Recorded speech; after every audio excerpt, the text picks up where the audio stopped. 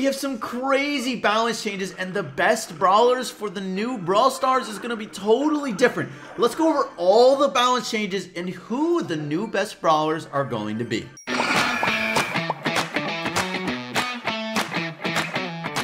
Okay, now unfortunately I cannot show gameplay of all of the brawlers post balance changes and of the new update, as unfortunately that would reveal too much about the update, so we're gonna have to wait for the sneak peek video on the update. I'm gonna cover everything in one sneak peek video. Hopefully that will be out soon. Alright, so in this video I'm gonna go over all of the balance changes coming in the next update for you, talk about them, tell you what sort of impact each balance change is gonna have, and we have some crazy balance changes.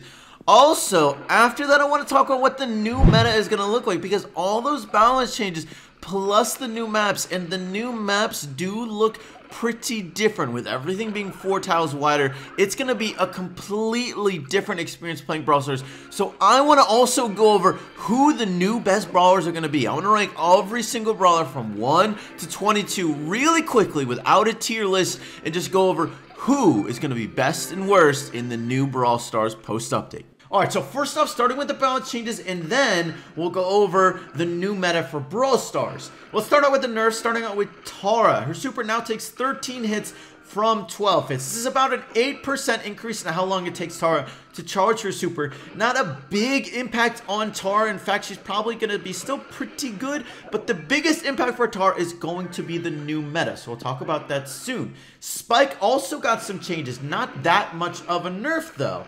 The spikes from his main attack, instead of being random, now fire in a set projectile every single time. Just for demonstration purposes, Spike fires 6 spikes every single time, and when you fire it straight forward, it goes in an X, and then 2 go horizontally. So you end up going like this, and then there's one like this. So it goes in 2 directions, like this. You can probably see in the gameplay. I don't know why I'm trying to draw it with my fingers, but I think you get the point. So it now fires in a set projectile every single time, which is, I think, is a really good change. We've been probably asking this for a long time. This is probably a nerf to not great players maybe, but I think as people get used to Spike, they're going to figure it out, and they're going to be able to use this more predictably and actually get those hits on purpose instead of being random luck. But he also got a small nerf to his spikes. Now when the spikes explode, instead of going out 5 tiles, they now go out 4 1/3 tiles, about 13.5% less than they were going out before. Not a huge nerf to Spike though, because of course he still has his normal range from his full attack before it explodes, and then he has the explosion range, so it's still going to go out a really long overall distance potentially, so this is not a big nerf to Spike. He's still going to be really strong. Now Penny got some changes too, and this is actually something I didn't know. Penny's cannon used to fire a little bit randomly. Yeah, apparently so. Now it will never fire randomly. Apparently before, what it would do is it would get a target, and then it would fire somewhere near the target, which is why sometimes you would think you were moving in a pattern that would make the turret miss. But actually, it wasn't exactly locked onto you, and that's why sometimes it would hit you and sometimes it wouldn't, no matter if you dodge it the same way every single time. Now it is going to target you the same way every single time. So I guess that's good, because I don't really think many people realize that, and yeah, that was kind of luck-based, and luck-based things is not a good thing in my opinion. You don't want too many luck-based things. Another change to Penny is her projectile speed for her main attack now decreased by 6%. This is a pretty small nerf. I almost said really small. Projectile speed definitely matters, because it's especially important because for Penny, she needs 1 hit to get the second hit with her Penny effect. So getting those hits can sort of stack and multiply as far as how much the damage Penny is going to get. So it definitely impacts her, but she's still going to be a really good brawler. Now Pam got a buff as well. I'm not quite sure why, because she was a top 10 brawler, probably top 5 in some modes, but she got almost a 5% health increase. This is definitely pretty good for Pam. Hard to complain. I really like playing Pam, so I don't really have any big complaints. But hey, Jessie got a buff as well. She was also a top 10 brawler, but I guess they really want to see turret users strong right now. Her reload speed got decreased by 10% from 2 seconds to 1.8 seconds. So Jessie is going to be a good amount stronger. Reload speed is definitely a strong buff. Now Bull got a buff as well, a 4% health buff. His health went from, at level 1, from 5,000 to 5,200, a 4% increase. So Bull, small buff, not that big of a change. The biggest change is really going to be the new maps and the new meta. Colt got a good damage buff as well. His attack damage for his regular attack and his super went from 280 to 300 per bullet, about a 7% increase. Colt has been at the bottom of rankings for a good amount of time now, so I'm glad to see him getting a buff. I don't think he's going to be super strong though, but actually I think the meta is going to be pretty good for him. So we'll see. Maybe he'll end up rising a good amount after we play him a lot more and see really where he fits in. Now Crow got a really small buff. His supercharge went from taking 9 daggers and 1 poison to now taking 8 daggers and 1 poison. So this is definitely a buff for Crow. He's going to be slightly stronger. This is going to impact him the most in Heist, where his jump is really useful almost every single time, whether it's defensively or offensively, and you can use it a lot, but other modes maybe not as much. It's not going to make Crow that good of a brawler, but hey, a buff is always good. Okay, now this one is crazy. There's 6 changes to Darryl. Darryl is completely different. He is, honestly, I really like these changes just as an idea. I think he might be a little bit strong, but people are probably just not used to him as well, so we'll have to wait and see. But let's go over these. Okay, first of all, the biggest change is super. Before it was 23.3 tiles, now it goes 7 tiles. That is right, it goes 7 tiles, which is less than Bull by a good amount, actually. It's really crazy. I mean, think of range. It's going to be even less. It's going to be about the range of Tara's attack. That's going to be really similar to how far Darryl's super is going to go. Completely different. Also, a lot of his other stats are totally different as well. Now, whenever he supers, instead of his other star power where he took 90% less damage when he supered, now when he's done supering, he has a shield around him and he takes 30% less damage for 3.5 seconds. Yeah, totally different. He's a I actually really like it. It makes him a totally different type of tank. I feel like it's just a different role. No other brawler is really like this. It makes him more unique. I do like it, but it's pretty crazy. He also does a lot less damage, about 37.5 less damage, which is insane. Totally different role. Now his super charges a lot faster. He's going to get a super a ton. It's about 54% faster, and that's not counting it now charges automatically. That's right, if you do not attack at all, you will charge Darryl super in 20 seconds. So no matter what you're doing, Darryl super is always charging. Now, it's not a crazy strong super, because it's not going to go insanely far, but it's definitely really good. And you're going to have situations where you're going to super once, go in, get 1 or 2 hits, and then you're going to super again, and it's just going to be insane. It's really fun playing Darryl now. I have a lot of fun playing him. And also, I think with Darryl super before, you would supering off the map, and it just kind of made it not that great, because you wouldn't know where you were supering a lot of times. So this is definitely a much more balanced gameplay. Also, his health got reduced by 20%. So, again, he's having a big rework. Oh, I'm sorry. Before I said his attack damage got reduced by 37%. That was actually his super. His attack damage was reduced by 27% or 28%. So his attack damage is reduced by 20%. His super damage is reduced by 38%. So he does much less super damage. He's probably going to get way more supers. Good to reduce his super damage. But he still is doing less damage by 28% with his normal attack. And here's a handy dandy graphic with all the balance changes. I'll put a link to it in the description, or you can just screenshot it, but you can go to the link, save it, share it, whatever you want to do. Okay, so first, before we get into these rankings, I just want to really quickly talk about Leon. I feel like this is a great time to do so. Some of his stats. First of all, at max level, he's invisible for 10 seconds. Yeah, 10 seconds. It's a really long time. Of course, once he attacks, he loses that invisibility, and when he takes damage, he flickers, like if you were poisoned by Crow. It would be similar to that. So Crow will be a good counter-ish to Leon, although not as good as you think. But as far as his damage, it's even better than we thought. At close range, at like a tile away, he does 700 damage per shuriken. That's right, he throws ninja stars. The other animation in the Brawl Talk gameplay was old animation. That is not his actual attack. They are shurikens, as you probably have seen in gameplay. But also, at maximum range, as far away as possible, he does 164 damage, which is almost nothing. This is per shuriken.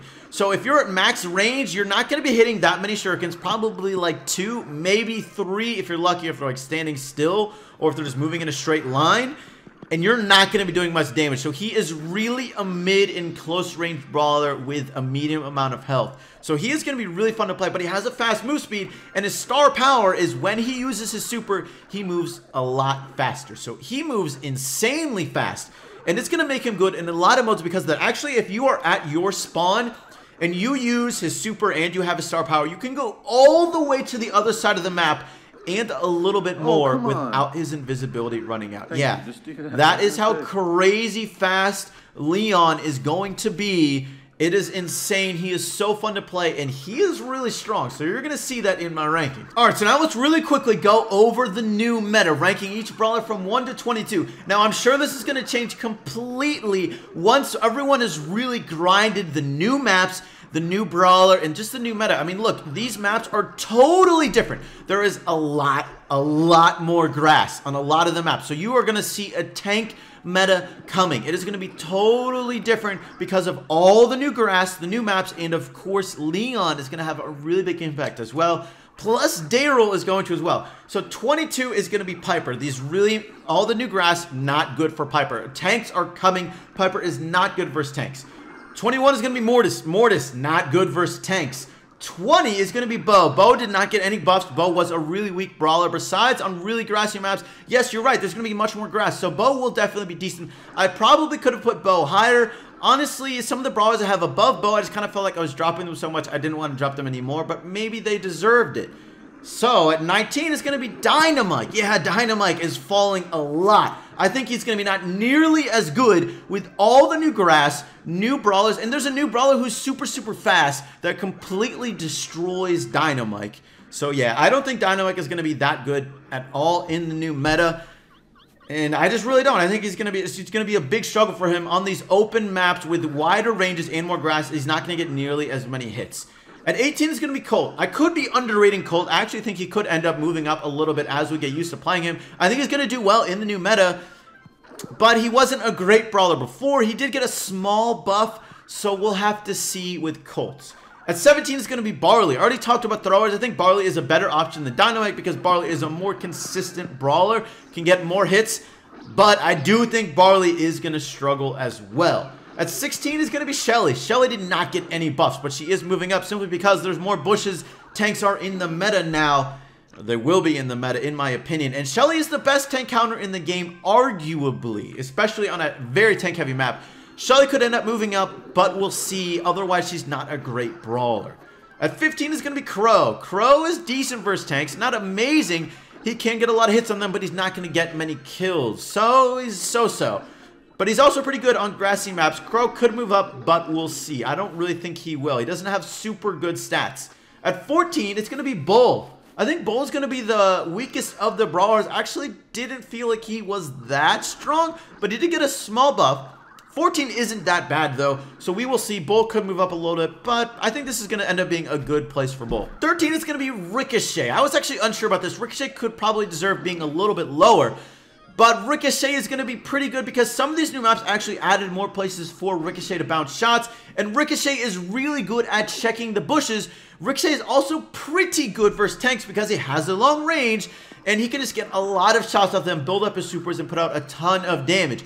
I do think Ricochet could end up falling a little bit though, but we'll see how it shakes out. At 12, it's going to be Poco. Poco is pretty good in tank metas. He gets a lot of hits on tanks, and he synergizes really well with tanks on his team. He can do I mean, look, when you have so much health like Poco and a tank, and then you add on that heal, it can be really difficult to deal with. Poco works really well with tanks, so I think it's going to be a pretty good meta for Poco. 11, it's going to be El Primo. Look, tanks are strong, as I said, all the new grass, and El Primo, in my opinion, is one of the more versatile tanks, really good in Brawl, and he's going to be really good in gem grab as well, going after those gem carriers. Flanking will be a good amount easier now in the new gem grab.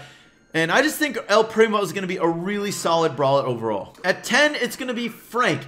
This is actually probably a small drop for Frank, but Frank is still going to be a really good brawler in my estimation. Maybe you could end up moving him a little much, but Frank is actually sort of struggles a small amount in tank metas because tanks actually do pretty decent versus Frank because they can super in on him and get a ton of damage on him. So we'll have to see how it works out, but I think Frank is going to be slightly worse, but still a good brawler in this meta. At 9, it's going to be Brock, and Brock might end up dropping even more because this is not going to be a great meta for him. But Brock has really good stats. He was borderline top 5, if not top 5 before this.